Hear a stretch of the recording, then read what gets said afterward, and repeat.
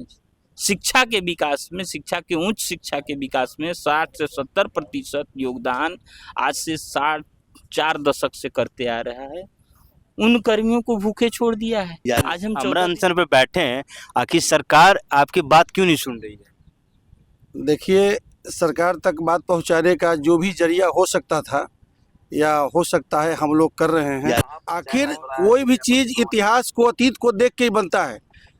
बिहार के लोग अतीत को देख रहे हैं। जिन लोगों ने, जिन शिक्षाविदों ने अपना बहुमूल्य जमीन, अपनी बहुमूल्य संपत्ति दे दे के स्कूल कॉलेज बनवाया, आज उसको विवश कर दिया मरने पर। आप एक चीज है कि मैं अपना नाम कुछ भी किसी 5 आदमी के कहने से रखवा लूं और वो 5 ताली बजाते चले पूरे बिहार, तो क्या मेरा नाम हो जाएगा? मैं अपना नाम आज नरेंद्र मोदी रख लेता हूं और 5 दोस्त मेरे ताली बजाने लगे, तो क्या मैं नरेंद्र मोदी हो जाऊंगा?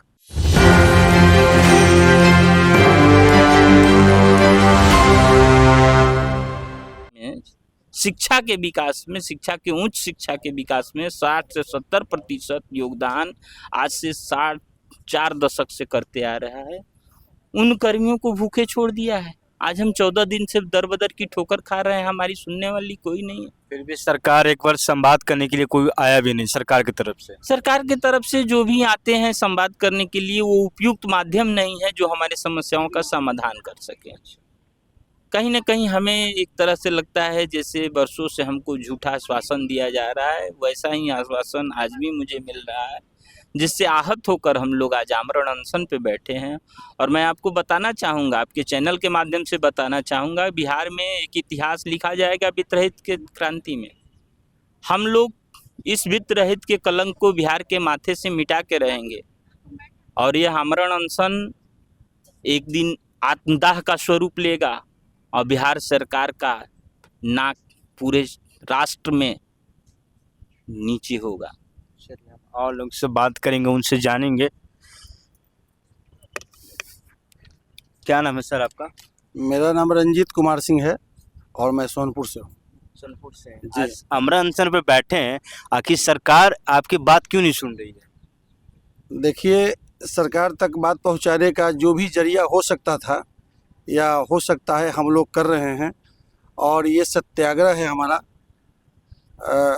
मैं आपके माध्यम से एक बात कह देना चाहता हूँ, यदि न्याय अगर तो आधा दो, यदि उसमें भी कोई बाधा हो, दे दो मेरा 3 मांग, रखो अपनी धरती तमाम, और हम लोग अपने घर चल जाएंगे। वो तीनों मांग है कि हमें नियमित वेतनमान दे दिया जाए मासिक रूप से, और जो सारी सुविधाएं हैं सरकारी को दे दें। पहली मांग मेरा ये है।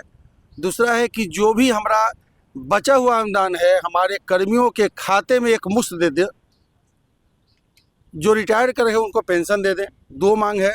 और तीसरी मांग है, आपने ऐसे विद्यालयों को जो 40 साल से आपके क्षेत्र में काम करते आ रहे हैं, यहाँ के दूर सुदूर के बच्चों को पढ़ाते आ रहे हैं, वैसे विद्यालयों को की मान्यता आपने रद्द करवा दी या कर दी, उसे पुनर्बहाल कर दिया जाए। यही मेरी 3 मांग है। और बाकी अपना रख लीजिए, हमें कोई दिक्कत नहीं है। आपको यहाँ से इतना एसेट मिलने वाला है कि आपके किसी भी सरकारी विद्यालय में नहीं है। आपको 2-3 कट्ठा जमीन कोई देने को तैयार नहीं है। आप डिग्री कॉलेज खोलना चाहते हैं, आपने प्राथमिक विद्यालय के लिए 2-2 कट्ठे जमीन की बात की थी, आपको 1 कट्ठा जमीन कोई नहीं दिया। क्या वजह है सर इसकी? आखिर कोई भी चीज इतिहास को, अतीत को देख के ही बनता है। बिहार के लोग अतीत को देख रहे हैं। जिन लोगों ने, जिन शिक्षाविदों ने अपना बहुमूल्य जमीन, अपनी बहुमूल्य संपत्ति दे दे के स्कूल कॉलेज बनवाया, आज उसको विवश कर दिया मरने पर। आप यही न्याय पुरुष हैं।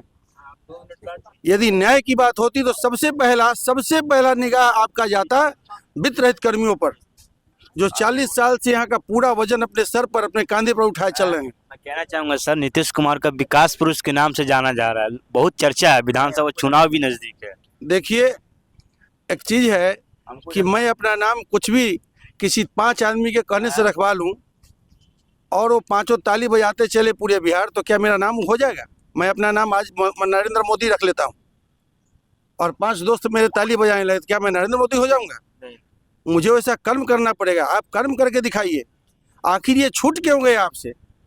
आपने ही इसे अनुदानित किया। कितना साल अनुदान दीजिएगा भाई? कितना साल भीख पर रखिएगा? आखिर ये जितने भी लोग बैठे हुए हैं, आपके महानुभाव जाते हैं, आपके माननीय जाते हैं और आश्वासन दे के चले आते हैं। जितने एमएलसी हैं विधान पार्षद में, वो चीख चीख के कहते हैं कि भाई ये प्रक्रिया गलत है। आपकी शिक्षा समिति ने लिख दिया, दे दिया आपको अनुशंसा करके कि ये प्रक्रिया गलत है, आप उसको मानने को तैयार नहीं, तो फिर उस समिति की क्या जरूरत। शिक्षा मंत्री भी कुछ जवाब नहीं दे पा रहे हैं। देखिए, ये मैं नहीं कह सकता, लेकिन कई एक जगह जब बातें हुई हैं तो कुछ माननीय ने कहा कि ये शिक्षा मंत्री ये सब कुछ नहीं कर सकते, जब तक माननीय मुख्यमंत्री जी का इशारा न हो तब तक ये लोग बस ऐसे ही समझ लीजिए कि ढाक के तीन बात हैं। और हम बात करेंगे यहाँ पे, मैम आखिर जो आप लोग की मांग है और आप लोग आज गांधी मूर्ति के पास बैठे हैं ऐतिहासिक पटना के गांधी मैदान में, क्या कहना चाहेंगे? मुख्यमंत्री से यही कहना चाहें कि विद्रोही कॉलेज को नहीं तो वेतनमान करें, नहीं तो अकेली बंद कर दीजिए। बंद कर दी जाए। हाँ, काहे के लिए हम लोग को जिला रहा है, जब देना ही नहीं है तो फिर मैम बच्चों को क्या होगा? हैं? वो समझते तो देते नहीं हम लोग को वेतनमान है। इतना साल से हम लोग इलेक्शन में काम करते हैं, कॉपी देखने जाते हैं, कॉलेज में पूरा वर्क करते हैं, सारा काम हम लोग कर रहे हैं ना।